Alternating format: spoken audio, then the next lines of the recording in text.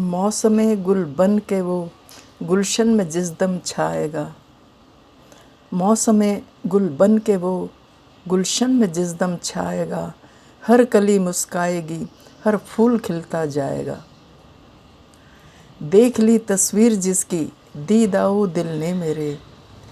देख ली तस्वीर जिसकी दीदा ओ दिल ने मेरे। क्या ये मुमकिन है कि वो मुझसे जुदा हो जाएगा।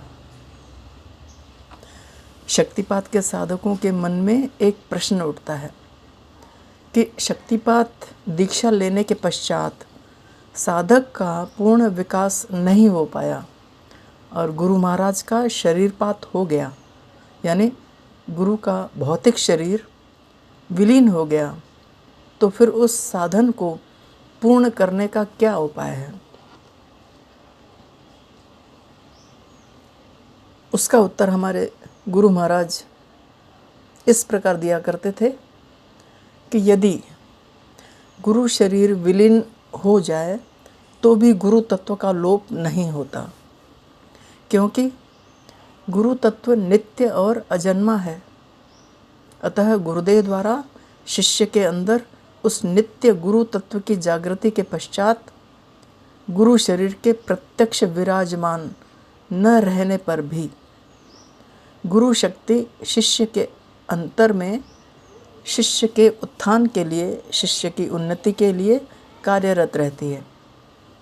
किंतु शिष्य के अंदर इस भाव की दृढ़ता आवश्यक है, वरना वह गुरु शरीर का वियोग होने पर गुरु से पृथकता का अनुभव करने लगता है और गुरु तत्व की अनंतता, ज्ञानमयता तथा नित्यता के स्वरूप को समझने से वंचित रहने के कारण अपनी साधना का ह्रास कर लेता है। अतः साधक को गुरु वियोग की आशंका से अपने चित्त को कभी भी विचलित नहीं होने देना चाहिए। गुरु के भौतिक शरीर के न रहने पर शिष्यों की श्रद्धा डामाडोल होने लगती है, अपने आप को अकेला समझने लगते हैं। गुरु शरीर तो रहा नहीं, इसका मतलब वो समझते हैं कि गुरु अब रहे नहीं, मन भटकता रहता है। यदि साधक को गुरु साधना और शक्ति के ऊपर श्रद्धा बनी रहे तो उसकी कुंडलिनी शक्ति उसके उत्थान के लिए कार्यरत रहती ही है। इसी प्रकार यदि पूर्णत्व प्राप्ति के पूर्व ही साधक का शरीरपात हो जाए, ये भी बात है, साधक का ही शरीरपात हो गया, साधक का ही शरीर नहीं रहा, तो भी अगले जन्म अथवा जन्मांतर में जागृत होकर वह शक्ति साधक की आध्यात्मिक उन्नति की ओर अग्रसर रहती है। दोनों बातें हैं, गुरु का शरीर नहीं रहा या साधक का शरीर नहीं रहा। साधक का शरीर नहीं रहा तो वो साधना वहीं समाप्त नहीं हो जाती। इसलिए साधक को शक्ति के प्रति पूर्ण श्रद्धा, निष्ठा और समर्पण की भावना रखकर निश्चिंत होकर साधन में लगे रहना चाहिए।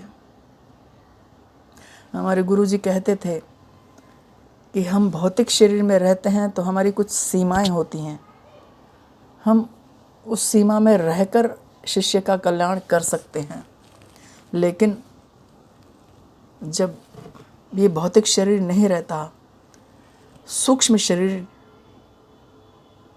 धारण करके उनकी शक्ति और अधिक हो जाती है, सीमा से बढ़ जाती है, सीमित नहीं रहती। सूक्ष्म रूप से वह शिष्य का और अधिक कल्याण कर सकते हैं और अधिक और भी तरीकों से, क्योंकि वो सीमा नहीं रहती ना, भौतिक शरीर में रहते हैं, भौतिक शरीर की सीमा रहती है। सूक्ष्म शरीर धारण करने के बाद उनके अधिकार, उनकी शक्तियाँ और बढ़ जाती हैं, ये गुरुजी का कहना है।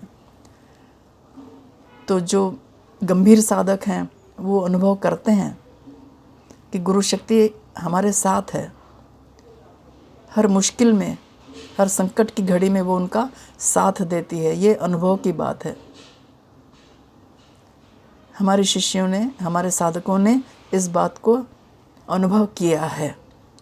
इसलिए शिष्य को घबराने की कोई आवश्यकता नहीं अगर गुरु का शरीर नहीं रहा।